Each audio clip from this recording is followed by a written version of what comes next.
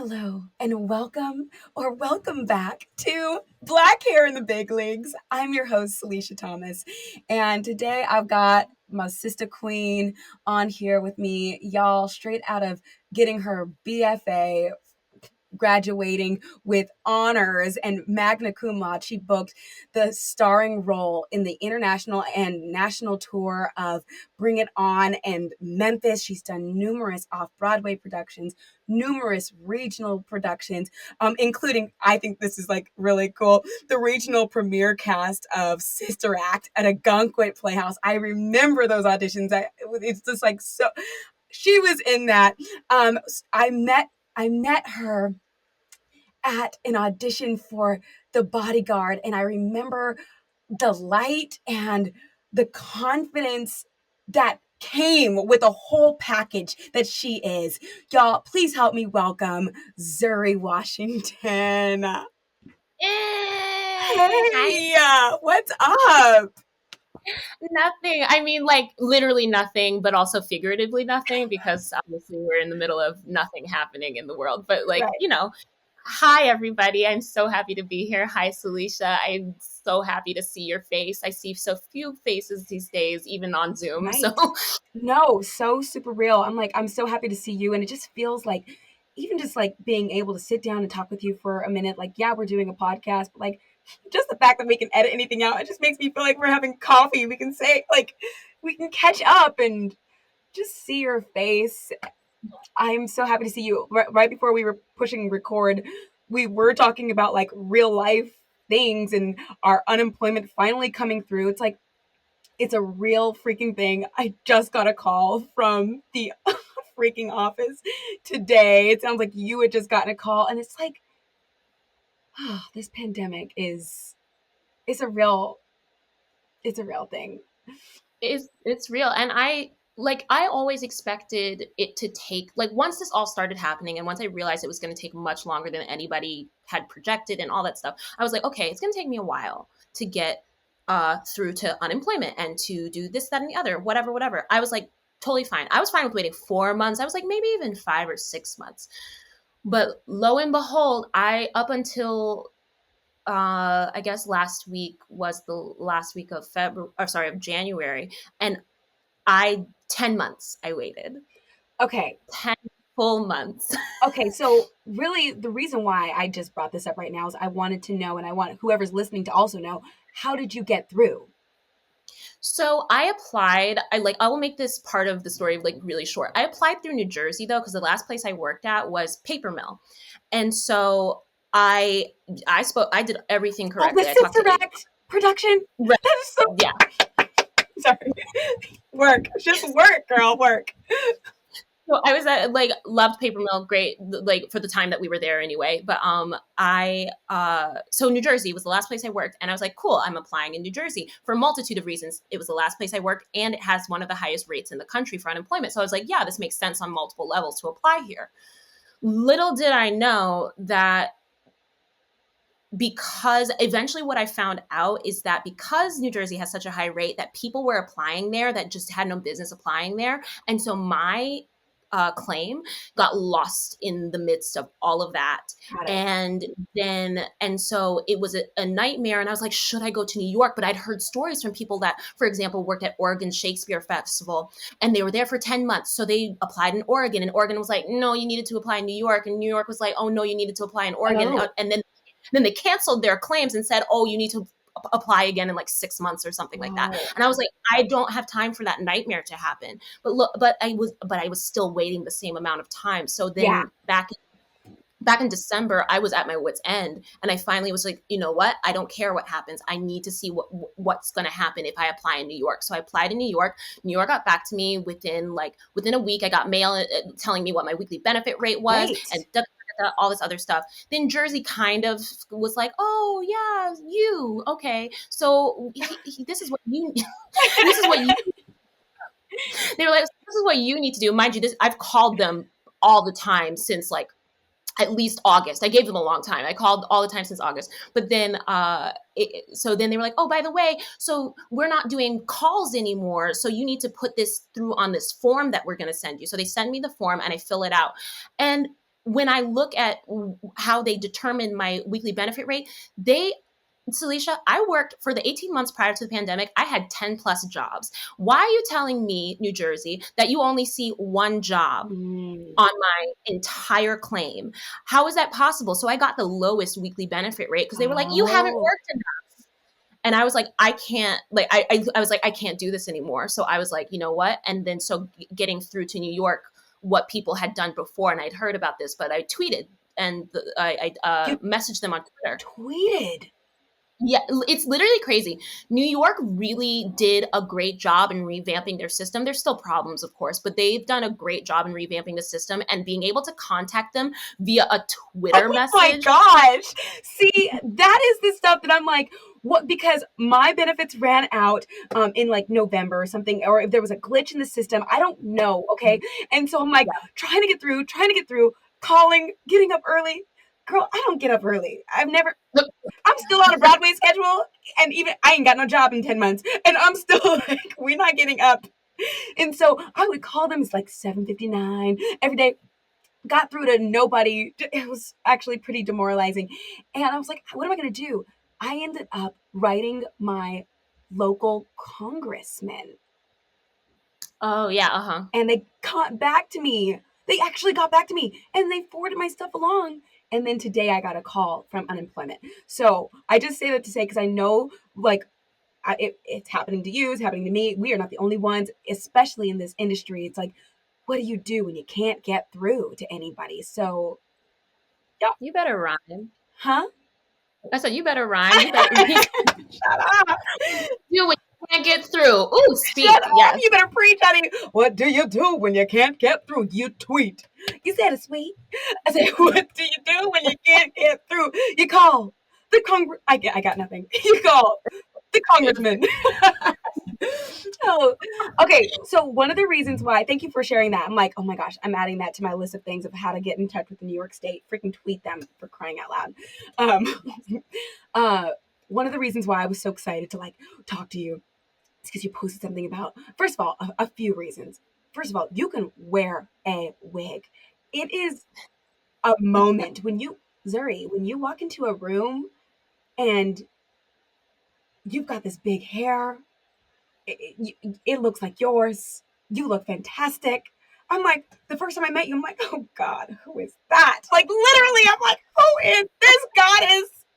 Like, this freak of nature. So definitely we will be talking about that. But also you posted something on Facebook about a biracial girl that you're babysitting, something about her hair.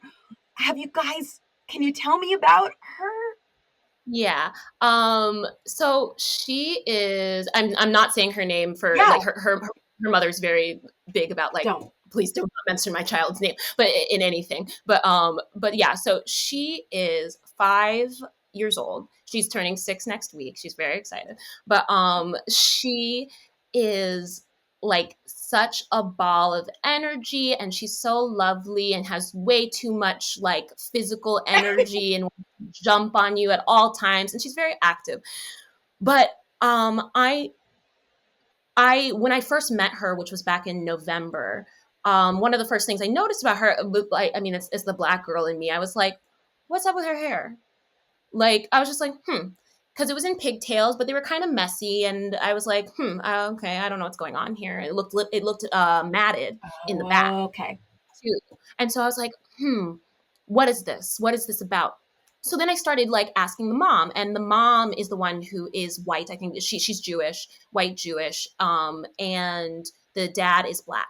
And I think from all the stories and all the conversations that we've had, they usually take her to a salon kind of thing, or they had someone coming to their house once a week. But then when the pandemic hit, they don't know how to do with her hair.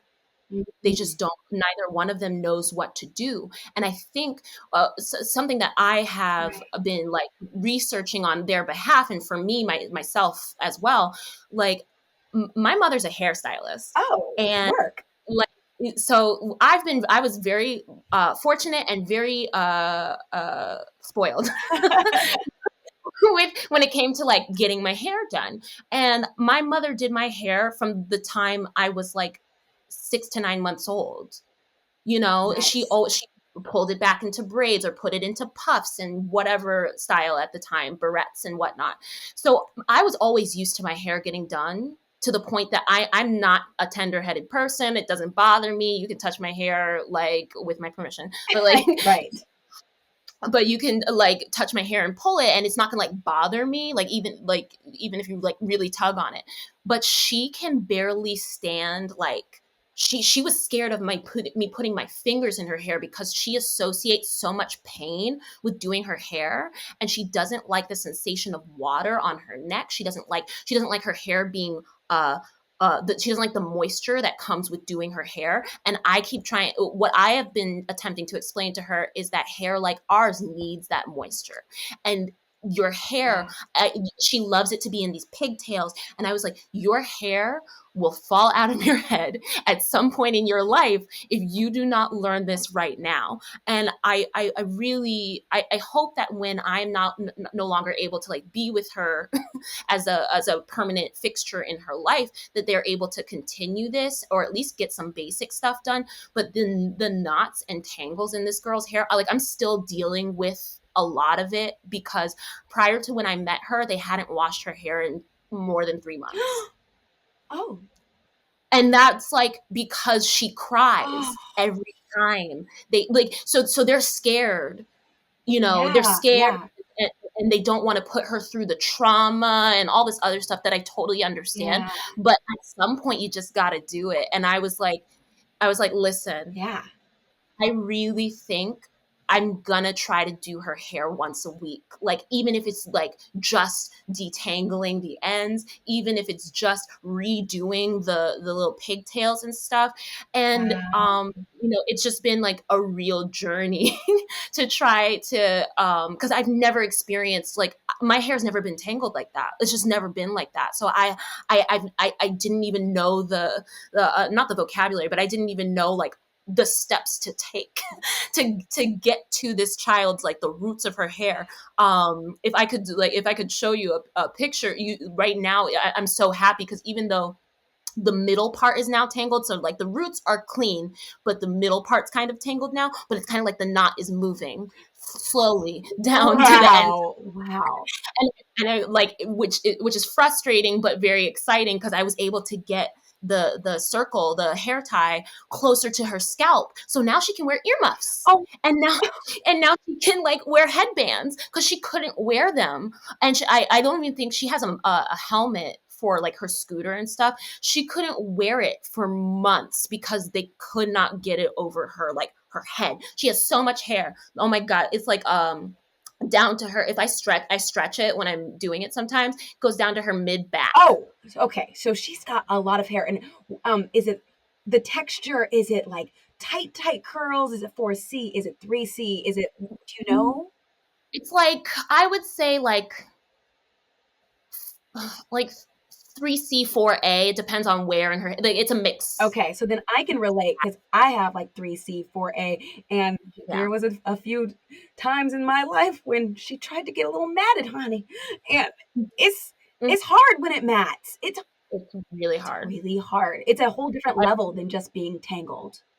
Yes, exactly. And so like I think they were very fortunate when she was younger, her curl was looser, so they didn't have to deal with it the same way that it needs to be dealt with now. But now it's too late. And now she's totally a nightmare about it. And I tell her this all the time, like, Claudia, sorry, cut that out, cut her name out. Okay, I will cut her name out. Edit. But I'm like, little girl, you are a nightmare.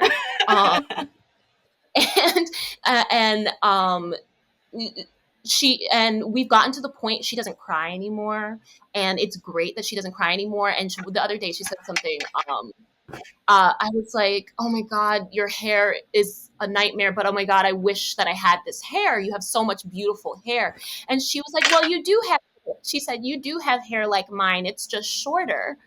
And I was like, that's really cute. Like, she doesn't like get it. I'm not going to explain like curl patterns to her. Right. She's, but she acknowledges, that there's like something that makes us the same in that we are both Black in some way, shape, or form. And sometimes I feel like they don't talk to her all the time about like being Black. They're very positive. Like the mom buys so many books. She's like little Black girls on the cover. It's like, she's trying her best, but I don't know if they talk outright about it and have actual like full conversations about it Right. in the way that I would, or in the way that most Black parents that I know, or Black moms specifically, because I don't blame the mom. She's doing the best. She has pin straight hair, and she's like, I Right. don't It's know. like, what do you do when you are like, I can't even like I know this sounds so basic, but I've never had kids of my own and both of my parents are Black. I've never really put myself in anyone's shoes of like, if you are white and a baby comes out of you and she is definitely Black, because it's never the opposite. It's not like, okay, I'm a Black woman and then your baby comes out straight up white. Like there might be like they might be very light skinned, they might have a looser curl, but it's always like the Black genes kind of become kind of dominant. Like, right, especially when it comes to specific things. yes, and hair is one of those things. Hair is one of those things. Yeah, and so I really tried to work with her, and slowly with like I'm hoping. It's hard because I don't think that they have the time that it requires. Like I watch on YouTube a bunch of families, but there's a couple families where there's like a white adoptive parent and I think a white family in general, but the white mom in specifically is like, this is what I do and this is how I learned, etc., etc. Like what's it, black hair, vanilla care, like those kind of things. And that woman does such a great job. And I'm like, but she's like, it's wash day, so we are spending like 3 to 5 hours or whatever detangling, sitting the child in front of watching their favorite show, detangling, making sure I twist it and then do this, and then she put these beautiful like cornrow styles or braided styles, and like she does such a great job. And I know it's hard, but I really, really, really, really need parents of multiracial families to like, the minute they know, especially that when they're having a girl, but even if you have a boy, when you know you're having a child of any kind of color, you need to know how to handle that hair. Right. Like, or you need to like have someone go step by step with you. So just in case a national epidemic or pandemic happens again, you're like not in the total dark. You're not in the dark and freaking out. Wait, this kind of makes me wonder, like, and I don't know, I've just kind of been like casually thinking about this in my own life, but I don't really know. Do you think you want kids one day? Like, I've kind of put it out of my mind because the world is in such a poor place in general. And I don't think that I want to bring a child into the world. Can we talk about this? Because I agree with you, like 100%. And I literally had said, like, if this person wins the election, I don't want to bring a little black boy into that world. And if this person wins the election, I could mess with that. We could do something. But you know what? Somebody said a very interesting point to me, Zuri. What? He said, okay, wait, stick with me for a second. All right, I'm here. Because I literally said what you said, because it makes sense. It's like, this world is nuts. I don't want to bring anybody into this. However, what if, okay, I'm being very generalized here. Sure. What if all of the good people are like, man, there are so many bad people in this world. I am not bringing anybody into this world. So the good people stop reproducing, and all the bad people are like, whatever, and they have all the kids. That's usually what happens, and I'll put it in more like not as like good bad. Yeah, good bad. Yeah, that was a bad example, but that's kind of what ends up happening. But like but at the end of the day, when people the more educated people are, the less children they have. Oh.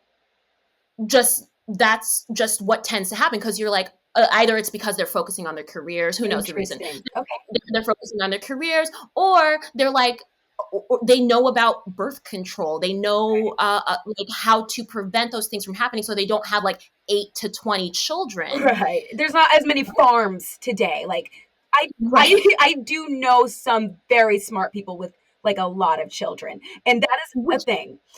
Right. But I get what you're saying. It's like back in the day, you need to have those children because your world is like literally taking care of the farm, at least for my family. Right. And like my dad is one of 9.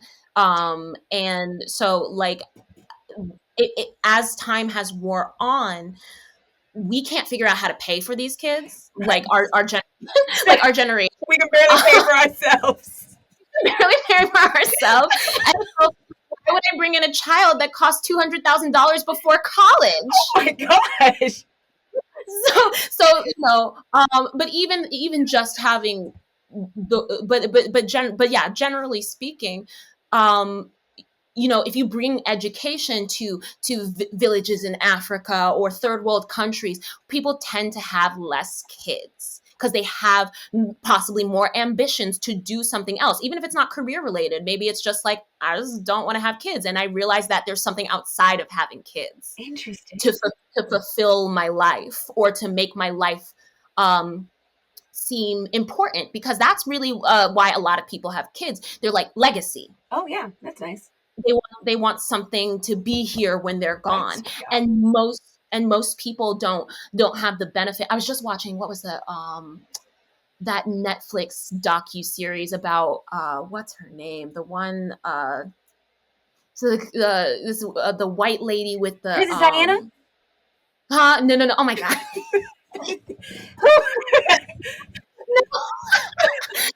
No, the older white lady. My brain. No, oh my God, you're so silly. No, this like, she's like a Jewish. She lives in New York, and she's very much like a staple of the city. I see her I've seen her on the street like multiple times in my life. Really? No. Who? Oh my God, you're so funny. Wait, hold on. I'm gonna like Google this while I'm like thinking about it. It's a docu-series. My brain is like. Oh, it's Fran Lebowitz. Fran Lebowitz. Okay. Yeah. So she was talking. She was kind of talking something about that. That's what it's reminding me of, that conversation she had with Martin Scorsese in it. And I'm trying to remember my train of thought. Honestly, wait, hold on, because Google distracts me a lot. I did not help. I'm so sorry. I was like, wait, the Queen and Diana? What? You're like that white lady. Yeah. You mean Of course, that's Queen or someone British. It's definitely someone British and not someone from this country. I'm so sorry. Okay, if you don't remember, do you remember? Let me try for 2 seconds. Okay. No, I don't remember right now. You were saying, I don't know if this will help or not. You were saying that you had put it out of your mind for a little bit about having kids. Oh, yeah. I put it out, but no, it's okay. I put it out of my mind because even if so Joe Biden won, great, whatever. But that's only one, and I don't know what the trajectory we're going on, and also is the world going to be saved by then? Because the country aside, are we going to be able to breathe the air in 50 years? I don't know. So I don't want to. I have beautiful nieces and a nephew that's coming, and like other things that I can put my energy and attention into and give them all of my love or whatever affection. I don't think that it is in the cards for me in this lifetime to have kids. Really? I don't think so. Because unless I can make that decision when I'm like, which I could, but like, unless I can make the decision when I'm like 40. I mean, or that's a possibility. But that's late for having kids. I know. And I know, like, I'm exhausted. I get exhausted babysitting, and I'm still in my 20s. So, like, I mean, we still got like a lot of, I like knock on wood, but we still kind of have time to decide.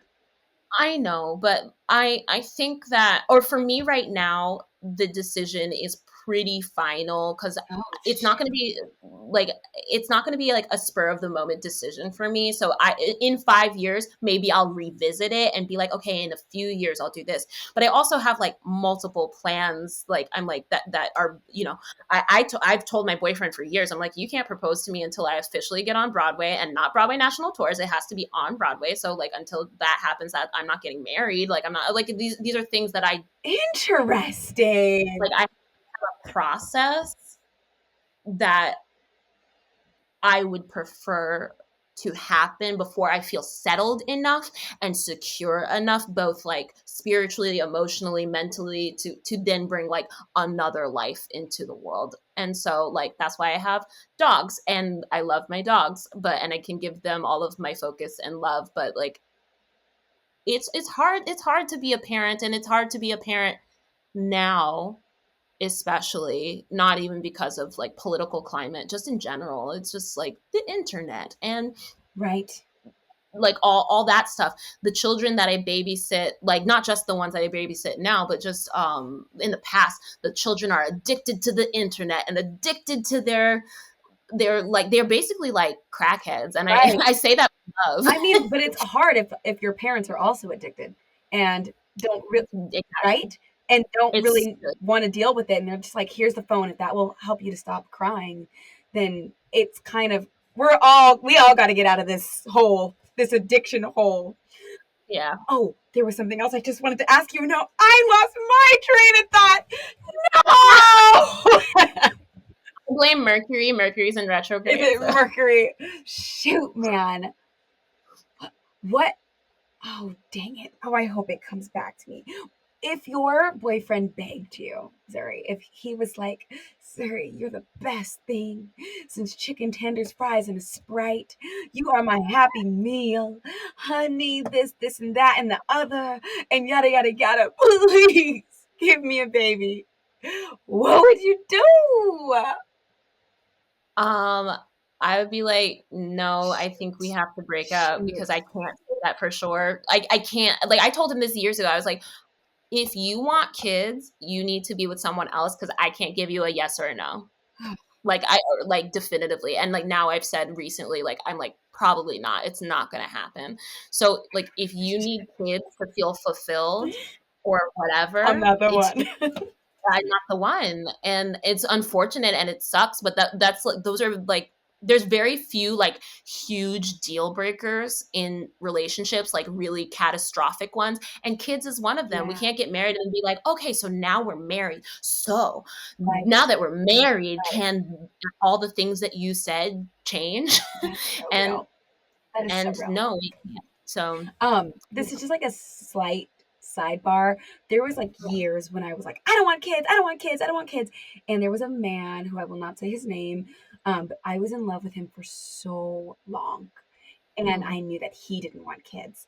And I'm not going to say he led me on, but like low key, passively, he kind of led me on. And he finally was like, yeah, I don't like you. And I was like, oh, shoot, that sucks. We're not going to get into that part of the story, but like, I think I realized that part of me was saying that I didn't want kids for so long because I knew he did not want them. And now that I've kind of been released from under his spell, right, I think I kind of want them. But I don't know. Which is fair. Like I don't, like, I place no value judgment on if people want kids or not. It's like you do what makes the most sense and makes you the most comfortable with yourself at the end of the day. Right. Just for me, I know, seeing where we're going, and like we are in the midst of a civil war right now, and like I just don't, I cannot fathom. I just can't fathom doing that to anyone consciously on my part, and being like, yeah, let's do this. Like, let's have kids, because nothing's wrong. Nothing's wrong with the world. And we're like, so, it's neither here nor there for other people, because like people have to have kids. Otherwise, like the world's going to die out. Right. But that being said, I might not mind adopting, but I'm like, I could be persuaded to do that, but having my own kids, I don't think is in the cards. Interesting. Okay, so I do want to ask you about your wigs. Yes. They're so fierce. I don't know about you, but when I was on tour with Beautiful, I traveled a literal bucket of wigs. That's so good. Like I had a whole section of just my wigs. Do you have a lot as well, or do you just have like a favorite one or two that you like to use? I have a favorite few. I'm very frugal at the end of the day, so I don't like. I love to spend money, but I also know that I love to spend money, so I try to prevent myself from Right, right. I'm like, if anybody asks me, I'm poor. I'm like, I ain't got money. You want to do what? I can't do that. I Shut can't go out with you. up! The only way we can hang out is by going to a bar. Is it okay if I just sit there? No. Okay, then I can't go out with you. I'm just not going to go. You know, that's how I've always been. But when it comes to, I would love to have. If I had space, I would have like probably a good like 6 to 10 wigs, but I don't have space. Like, and that's like minimum. Minimum 6 to 10 wigs. And like, but I just don't have the space to put them all and hang them properly or put them on heads the way that I would want to. Like, if I'm going to really go in on the wig thing, I would really want like a full closet where 2 shelves are for my wigs, and then like the other shelves are for shoes, and then like that's like my perfect closet. But I just don't have the space right now. I think I have 4 wigs. And I've been trying to like play with or think about playing with short hair. Oh, my favorite. Not that I don't think it would look good on me. I just haven't found a style yet that I'm like, yes, this is my style. Right. And this is like, so, but I just like big wigs. I like hair. It looks And so good on you. when I was in college and I did my first like performing gig outside of school and stuff was what was it called? It was like a theme park. And so we had like 4 or 5 wigs for the 4 or 5 different characters or things that we were doing and like all that stuff. So I got to like experiment with a lot of wigs without me having to pay for it. Nice. And so I was like, oh, this is how this look. Oh, okay, I see what like. And I realized, and as someone told me, they were like, you look really good in all of your wigs. You have a face that was like meant for wigs. Yes, you do. And I don't say that as like a like pat myself on the back. No, it's a thing. Not everybody has that, so own it. Yeah, so but I love big hair because I've always wanted like Rapunzel down to my butt, like not straight hair per se, but just like a lot of hair. I love volume. I like Donna Summer wigs and like Yes. those kind of styles.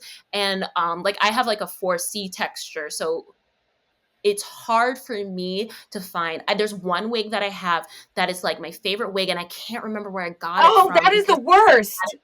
I know it's the worst. I literally like searched in my email to be like, did I buy it on Wigs Buy? Did I buy it? Like I cannot find this wig for the life of me. I have been there. That is the worst. And it's such a good wig. It's such a good. It looks like if my hair were to grow out and I was like styling it and stuff, that's what my hair would look like. Most people think it's my hair, and it's so good, and I'm able to like twist it and do like cute buns in the front or like dumb things with it. And I just I love that. I love that wig. But yeah, I love hair, and I love my hair too. I use my hair all the time, but I also That's the thing, Zuri. Like, and that's what I'm so impressed by you, and like so like a little in awe too. It's you have these great wigs, but also you've got such a great head of hair underneath the wigs. And when I first met you, that is what one of the other girls who was auditioning with us, I don't remember who, had said. They were like, oh my gosh, have you met Zuri? You don't know Zuri? Oh my goodness.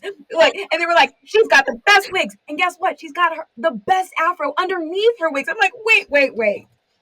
What? It's just kind of fun. To me, it's just, another way to like, Black women are magic. It's like we are so versatile. You can throw on a wig, and also you don't have to if you don't want to, and you still have a freaking fierce ass mane. Like, it's such a good expression of self. Like I was born with thick hair. Like my mother, like the way my mother treats my hair, it's like her own. She's like cultivated it over the years.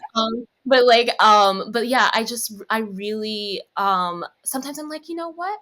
I want to be like, what does a cheerleader look like? So that, like, if I'm being a cheerleader or whatever, so I have like long wavy hair. But then if I'm like, oh, but what if I'm being like a sassy high schooler, then I'm like, I'm wearing my own hair, and it looks like it makes me look a little younger usually, yeah. to have my own hair. But then, like, but if I'm like, I'm glamorous, I will go back and forth, but usually I'll wear like my really big hair, my really big wig, or I'll pick out my fro. It just takes more time. Depends on the time that I have, Right. and but also it depends on what auditions I have during the day. I will plan out my auditions and be like, okay, so the first 2 auditions I have today, I am wearing this wig. And then the second 2 auditions I have this day, I am taking out this hair, or no, not even taking out the hair. Sometimes I'll just have the twists. And then the last auditions of the day, I will take out the twist and be like, boop, boop, boop, boop, boop. Okay, my hair's out. Yeah. and that's how I progress throughout. Where are you from? Where are you? I'm from the Bronx. You've always like grown, raised in New York, in the Bronx? Yes. Okay, so I'm asking because like I have seen you show up to auditions. When you show up, you show up. Okay. And so I'm from California, and a lot of girls in California, when they show up, they show up. Like, you are coming with a full beat, full hair and makeup. You are ready to go. It doesn't matter if it's 5 in the morning and you're waiting to sign your name on a list or whatever. Like, the girls in California do that kind of thing. And a lot of girls in New York, not everybody does that. New York has a very different, like, a lot of, yeah, it's like, this is what I am, this is who I am, this is what I look like, and it's like a different kind of grit, and it obviously works, but it's very different than girls showing up from California who are like, and I look beat, but I'm asking because like you have that energy of like, not only am I prepared for this audition, but like I'm gonna look better than anybody. You look so good. I wish I could be like, okay, what audition is this? Is Zuri gonna be there? Man, let me put a lash on. Shoot. You are so beautiful. Like, seriously, it is such a thing. I'm like, oh, man, I gotta step my game up for this. Dang, like, I be trying. And I have 2 different sets of eyelashes for depending on what it is. I'm like, okay, so if this for this, then I have to wear like my va-va-voom eyelashes, my 301s or something. But then if it's like, oh, I'm just like I'm a lawyer, I just wear my baby lashes just so you know they're present, they're there. But because I got eyelashes that curl into my face. But I don't know. I've auditioned since I was 14. And like actively, but also I also knew at a young age, I was like, I'm not gonna get in this show because I'm 14. But most people don't know that I'm 14 at that age. They're like, oh, maybe she's like 18, 19, possibly. Because when I was younger, people thought I was older. Now I'm older, and people are like, are you 12? I mean, not a bad thing. I'm like, I don't understand how this works and the laws of physics and this Benjamin buttoning that's happening, but that's fine. It's okay. I keep getting called in for the mom recently. I'm like, oh what? No, that doesn't make any sense. I get called in for the mom a lot. Like, literally, I've been trying to plan my trip to California because I don't want to be by myself for my birthday. I'm like, if I get there at this time, I'll be done quarantining by this time. Then I can hug my parents by this time. And I got a call back, which is a good thing, for an audition that I was like, I'm not going to get this. I don't mind sending in a tape because I'm not middle-aged and I'm not a mom. And all these names of people who have auditioned, there's no freaking way. And I got that email. I was a little insulted. I was like, excuse me? No. every once in a while I get something that's like, this character's in her 30s, but mom, I haven't gotten mom yet. That's crazy. And I don't know if that, maybe, honestly, maybe your agent's just like cooler than mine and just gets you a lot more stuff. But like, that's really crazy to me because I don't see like wrinkles on your face in any way, shape, or form. I mean, I could technically be a young mom, but if I'm going to be a mom, I want to be like a cool mom. With the dab. Okay, now also, this is very random. I do remember what I wanted to say, but it's so unnecessary and we might need to edit it out. But I did want to say, with the kids these days, like, I might need to edit this out, but like, these kids be slipping into my DMs. I'm like, oh, he's cute. How old are you? Get up out of here. Like, everything is so accessible, and that is that's terrifying. Like, if I was a mom, I would think. Alarming. Wait, I like semi-related. I don't get people slipping in my DMs like that, but I'm on like a Facebook group that's for what's the TV show? Oh, Big Mouth. And yes. There are literal 13 to 14-year-olds in there. And I'm like, you are a child. I cannot talk to you about, even though the show is about you and your age range, I can't talk to you about this stuff. Correct. Like, who you are, like, I look at their faces and I'm like, I can't even like pretend that you might be 17. You are literally 13, right. And you think the characters in the show are hot. Oh, no. And I'm like, I can't. What do I do? What do I do? Just get me out of here! Like the jail go!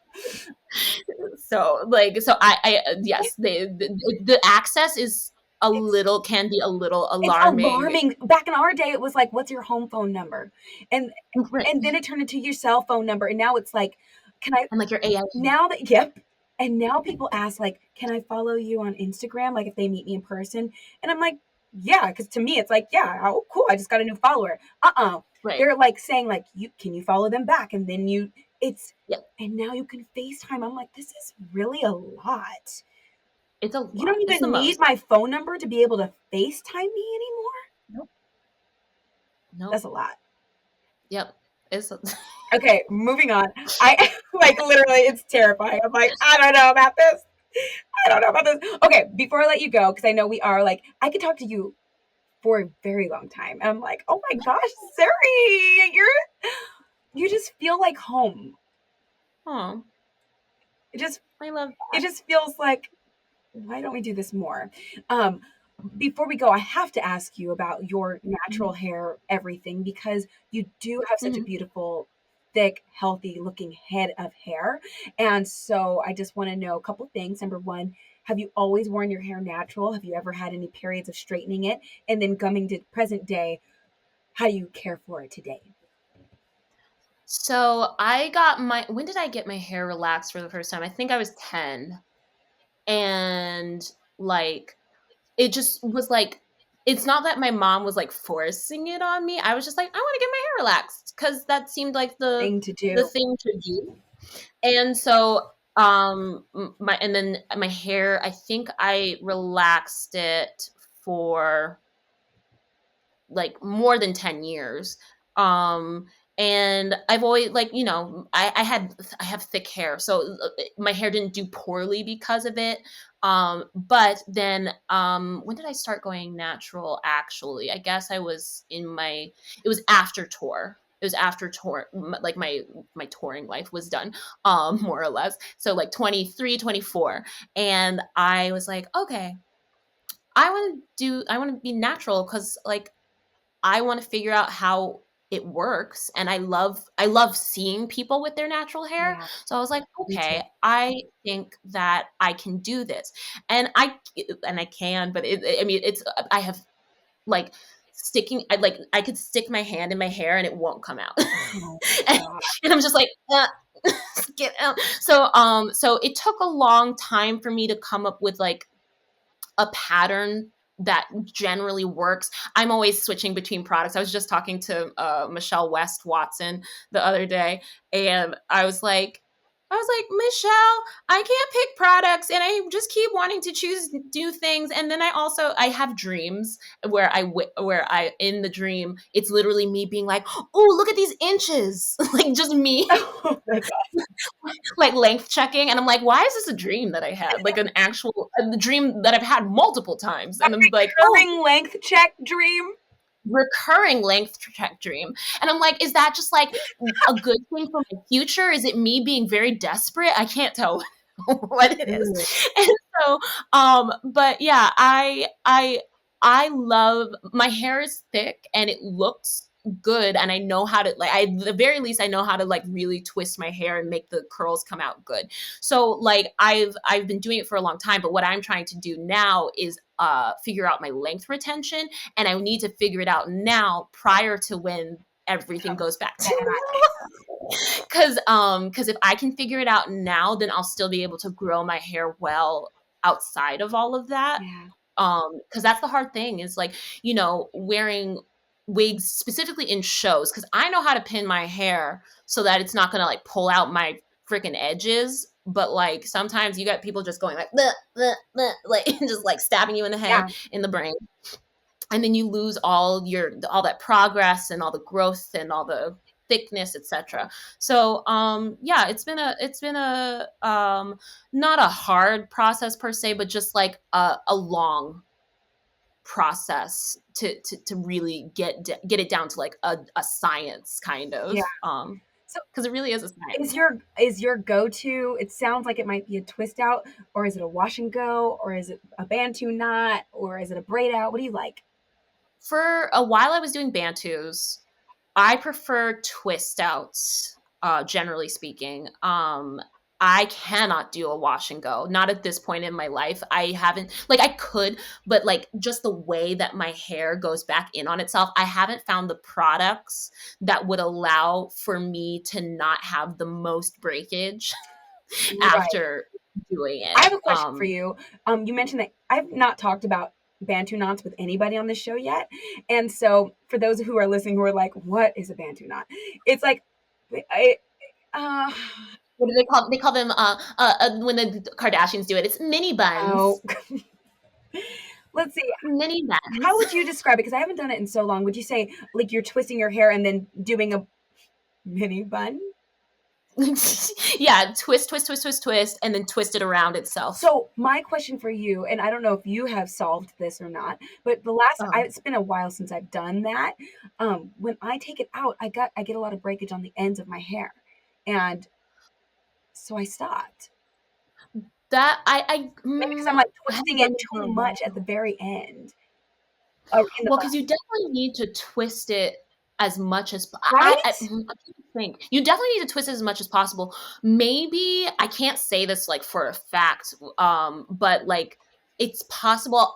I find even with my twist, like my normal twist, the problem is that I'm either not cutting off the fairy knots enough, or there's not enough moisture on the ends of my hair. Like I'm getting all this good moisture in like the roots and like the length of the hair. But then when it comes to the very end, you just need to like dip your finger one last time into whatever it is, and then go bloop, bloop, bloop, bloop, bloop, bloop, whatever. I think because I think it's that the hair on the ends, it just dries out quickly. So if you're not maintaining that moisture inside the thing, so I would probably, if I was doing bantu knots now, I would probably untwist, not the whole twist, but I would untwist it just to twist it back into the bantu again with some cream or oil product, whatever, to twist it back again, just so it gets something every few days. Interesting. You know? Yeah, you mentioned fairy knots, and people are like, "What's fairy knots?" It's like the knots at the end. It's, I don't know, like single strand knots, like when the hair goes like curls around itself and makes its own knot, and that's like just a single strand knot, fairy knot. That's what a fairy knot, because it feels like a small Tinkerbell is in your hair. And there's nothing else to do but kind of like yank it out at that point. Right. But don't yank it, because if you yank it, that causes more breakage on that strand. So when I see them, I cut them like right at the where it meets the rest of my hair, Nice. just put it right there. So then you still maintain the whole strand, and then you get a clean cut, and it's not just going to split into split And ends. fray and stuff. And yeah, and create more knots. Ooh, okay. I love that. Okay. And you said you didn't have like a favorite product right now, do you? The only product that I love right now is the TGIN deep conditioner honey mask thing. Oh. It's so good. Like every time, like I have like 4 deep conditioners right now, and I kind of alternate between them. But the TGIN one, when I put it in my hair the first time, and when I got out of the shower, I was like, "Am I a star? Am I We love this. amazing? I love this. So beautiful." So like that is my favorite singular product that I have. And then of course, like there are various oils that I love, but that's like my favorite brand name product that I currently have right now. I'm going to go on a cholesterol journey soon and see what that does to my hair. Interesting. But I've seen really good things about like hair cholesterol and like as a deep conditioning mask, and it's a part of people's like deep hydration methods. And I want to try the clay mask that everyone's like that's been really popular, where you take like, it's like Aztec, I can't remember the name of it. It's like Aztec something clay. You can literally get it in Walgreens. I found it in Walgreens. But you mix it with apple cider vinegar and make a paste, and then you run it through detangled hair, and it just strips your hair of every bad anything that might be there, and just leaves you with like a really clean slate to like then put product on. Interesting. So Okay. yeah. Okay. I'm like, I wonder how that would feel. Before I let you go, what makes you feel seen? And this is a question I'm asking, like, if you were to walk into an audition, Zuri, and any audition or starting rehearsals for a new show, what could whoever the people in the room do before you get there that would make you feel seen? Or maybe while you're in the room, anything. This could be anything. What makes you feel seen? I think what makes me feel seen is when people see the me that not necessarily the me that I want them to see, not the performative me, but they see like the real me. And I can tell that they see that because they say things that I think have disappeared from me, or things that have not made themselves known in a long time. And someone said, "You have such a kind spirit." And I'm like, no one's called me kind in a long time, or no one's called me, warm, or, because I have in my life and in my career, I've had to not be those things in order to accomplish certain things.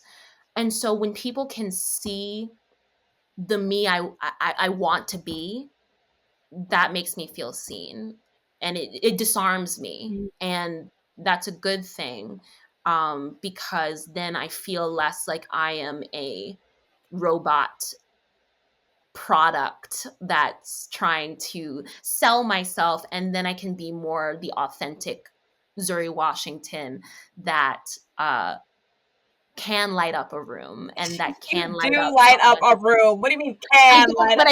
It's hard for me. It's hard for me to feel that, like on it, like when the grind is going, and it's just like every day is kind of a slog, and I'm like, okay, whatever. But then I walk into a room, or not even for an audition per se, but someone's like, "Oh my God, Zuri, I saw you in this show like 6 years ago," and I'm like, "What?" Yeah.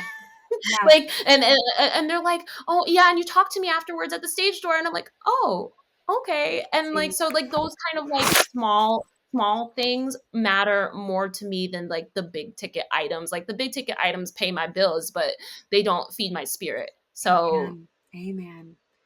Y'all, Zuri Washington, thank you for joining me today. Always my pleasure. You are so beautiful from the inside out, and I'm so glad I got to like hang out with you for a little while tonight. So thank you so much. Thank you for having me. Yes, girl.